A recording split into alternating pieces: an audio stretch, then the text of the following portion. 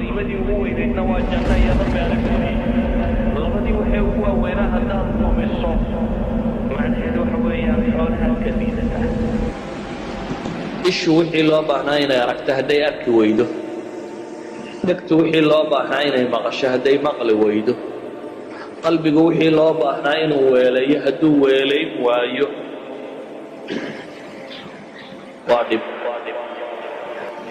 ilaahay baa qur-aanka wuxuu ku leeyahay jahannama duul baan ugu talagalnay jin iyo insiba ka mid ah ahlu naarka maxaa u calaamada marka وهو علامة رب لي لهم قلوب لا يفقهون بها ولهم أعين لا يبصرون بها ولهم آذان لا يسمعون بها وحي إلهي سبحانه وتعالى وحي إليه قلوب أنا وحكو فهمين وحي إليه إنه أنا وحكو أرق وحي إليه إنه أنا وحكو مقل معنى هذا ما هاين أنا وحنا أركينين وحنا فهمينين وحنا مقلينين waxa weeyaan waxay ka soo dhaceen darajadii bini aadamnimada oo adawaadka ama ashiyaadan la siiyay waxay u adeegsadeen inta xooluhuba u adeegsadaan xooluhu inay bahalka cararaan ama wax cunaan ama inta araggooda waa u adeegsadaan dhegtoodana waa u adeegsadaan caqligoodana waa u adeegsadaan waa daaq tagaana waa soo xeroodaan si ay dhashooda u taranto waa iskoraan haddaa bini aadamku uu intii noqdo inaad waxna cunto waxna cabto dumarna guursatid ama nin guursato gabadhu intaa xayawaankuba wuu yaqaan walaqad karramnaa bani aadama baa ilaahay ku tilmaamay idan waa inaad darajada xayawaannimada ka kor marta waxaad ka kor maraysa haddaad mustaqbalka garanayso iyo makhaatirta iyo mushkilaadka kugu soo socda sida awgeed ilaahay kuwa wuxuu ku tilmaamay caqli iyo garaad iyo wax faham iyo wax maqal iyo wax aragtoona inaanay lahayn dabeetana ilaahay wuxuu uhi ulaa'ika kalancaam kuwani waa xooloo kale markaas haddana la yidhi bal hum adal waa ka liitaan waa xooloo kaloo adawaadkan intay u adeegsadaan waa inta xooluhu u adeegsadaan waa ka liitaanoo de iyagu bini aadam bay ahaayeen waxaa la rabay inay xoolanimada ka sarreeyaan mar haddii ay ka sarrayn waayeen iyagoo ilaahay siiyey subxaana wa tacaala wixii ay kaga sarrayn waayeen waxay kaga sarrayn lahayn iyadoo alla siiyey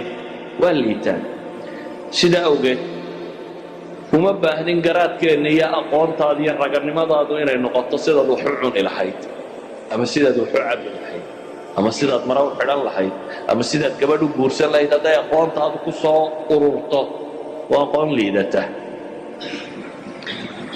aqoontu waxay ahayd inay u tallowdo xad ka sarraysa xadka xayawaanka xayawaanka qur-aanku wuxuu u adeegsadaa marka basharka lagu tilmaamo waa maruu bini aadamnimadiisii luusgareeyey ama lumiyey ninka caalimka ah ee aan diinta ku dhaqmine barbar cararay ilaahay wuxuu ku tilmaamay kalkalbi in taxmil calayhi yalhad aw tatruku yalhad ay buu la mid yahay haddaad eridana carab ku laalaadin waa haraariyoon haddaad iska daysana waa haraariyoon baa ilaahay yidhi subxaana wa tacaala waa wadaadkii kitaabka dhinac orday رب سبحانه وتعالى عامضة دين تسكنك مرتا وحكو المامي كأنهم حمر مستنفرة فرت من قسورة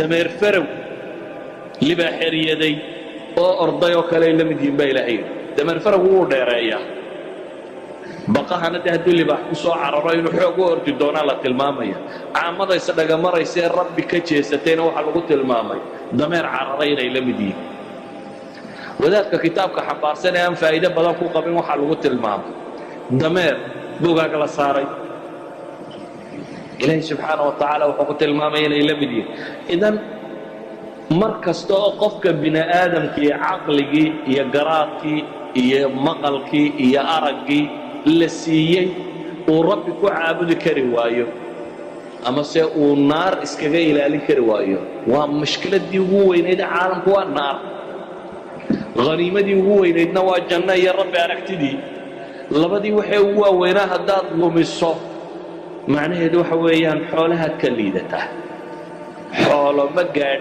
يوقعه صيصة درجة دي بني آدم كان هوس بعض غسيل عرض ويا قالوا درجة السمك كل عام إلهي باوح ليه يعلمون ظاهرا من الحياة الدنيا وهم عن الآخرة hum gaafiluun. nolosha muuqaalkeeda saray garanayaan baa ilaahay ama badda quus ama cirka duul waa the same life.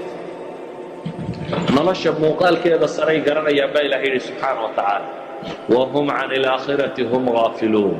aakhirase gafla baa kaga sugan yihin baa rabbi leeyahy, waa moogan yihin.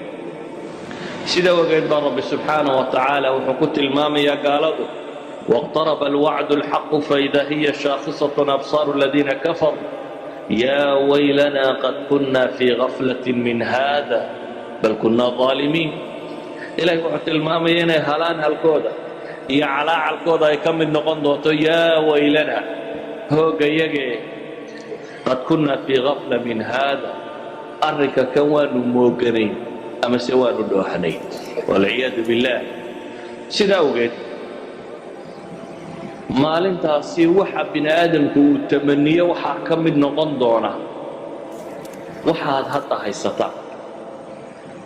waxyaabaha ugu waaweyn ee bini aadamku uu tamaniyi doono, tamanigu waa waxaad hididiilan doonto, axlaamtaada iyo dreamiskaaga, waxyaabaha aad rajayn doonto waxaa ka mid noqon doona yaa mar uu dunidii celiyo jaanisi siiya.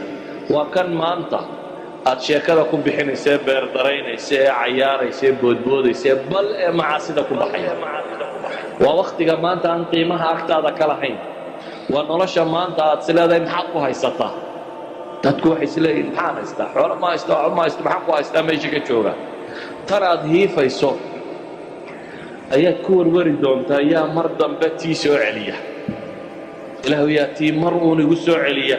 si awgeed baa ilaahay wuxuu leeyay subxaana wa tacaala حتى إذا جاء أحدهم الموت قال رب ارجعون لعلي أعمل صالحا فيما تركت كلا إنها كلمة هو قائلها ومن ورائهم برزخ إلى يوم يبعثون.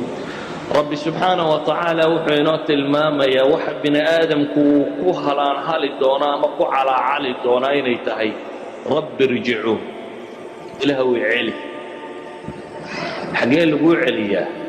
waxa aad raadinaysaa waa maxay? waa waxa aad maanta hayso. intan aad maanta hayso ayaad tamaninaysaa ilaahu igu celi subxaanahu wa tacaala intii inay maanta ku dhaafta maaha. sidaa awgeed ninka maanta tan fahmi waaya waa garaadlaawe. waxaa maqashaan dad la yidhaahdo indheer garad ama intellectual ama dad aqaafo leh ama cilmi leh ama aqoon leh. war nin naar galay waxba ma laha. caqli waxaa leh qofka garta khatarta ugu weyne soo socota siduu uga badbaadi lahaa inuu xidhxidho. sidaa awgeed baa ilaahay subxaana wa tacaala aakhira wuxuu ku tilmaamayaa inay sheegan doonaan oo qiran doonaan inaanay caqli lahayn. waqaaluu low kunnaa nasmac aw nacqil ma kunna fi asxaabi saciid. ilaahay wuxuu leeyahy subxaana wa tacaala waxay aakhiro marka la yimaado odhan doonaan low kunnaa nasmac simaca qubuul. markaanu dunida joognay haddaanu wax maqli lahayn ama se haddaanu garaad yeelan lahayn, dad caqli u saaxiiba haddaanu noqon lahayn maa kunnaa fi asxaabi saciid. saciiro dadkeeda maanan ahaan. saciira caqlilaa waa gala. sidaa awgeed baa ilaahay wuxuu leeyahy subxaana wa tacaala dadka caqliga leh may ahayn inay galaan meesha tan. iyagaa isku qirayoo leh haddaanu caqli leenahay saciira maanan galle. faاctarafuu bidanbihim fasuxqan liasxaabi saciid. rabbi wuxuu leeyahay subxaana wa tacaala maalintaasay qirteen dembiga. dembigoo la qirtaa wakhti uu waxtaraa jira waa hadda. ama aakhiro markaad qirato waxba ma taro. markaad qirato naartun baa laguu gufaynaya. laakiin iminka haddaad qirato rabbi waa gafuurun raxiim.